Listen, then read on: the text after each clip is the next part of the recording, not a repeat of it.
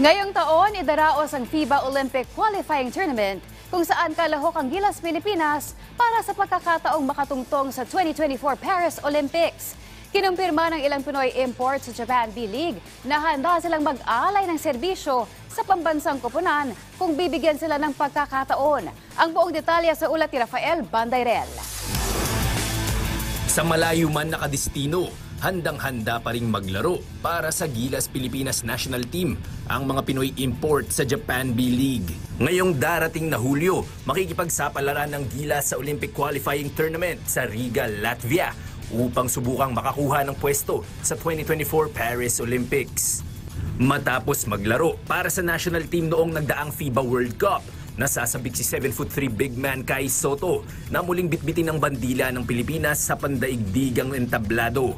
Bukod sa pagbibigay ng karangalan sa bansa, excited din umano si Sotto na makapaglaro sa sistema ni Coach Tim Cone. Ako, meron naman akong umindi sa national team as long as healthy ako, wala akong injury, and wala akong games sa time na yun. Ready, of course, kung kuhain nila ako, always willing naman ako maglaro para sa bansa natin. So, yeah, lalo't ngayon na we're doing well kay Coach Tim. Excited ako maging Coach Tim kung kailanman kasi tatay ko ang daming stories about Coach Tim. So, ang magkapatid na Kiefer at Ferdy Ravena, game na game din kung sakaling bibigyan sila ng pagkakataon. Kung tatawagin tayo, diba, tsaka kung mapapabilang tayo sa opportunity na gano'n, bakit hindi?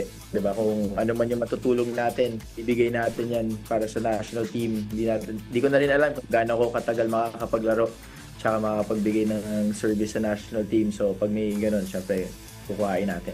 Yes, of course. You know me, I'm always available when there's a chance. Sabihan lang nila ako, I'm right there.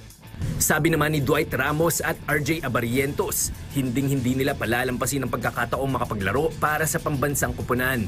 I haven't heard too much about the plans or anything, but of course, I always want to play for Gilas.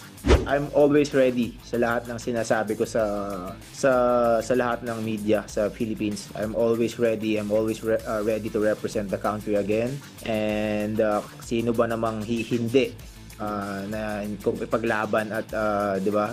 Kung represent mo ang iyong sariling bansa. 52 taon nang hindi nakatutungtong sa Olimpiada ang Philippine National Basketball Team.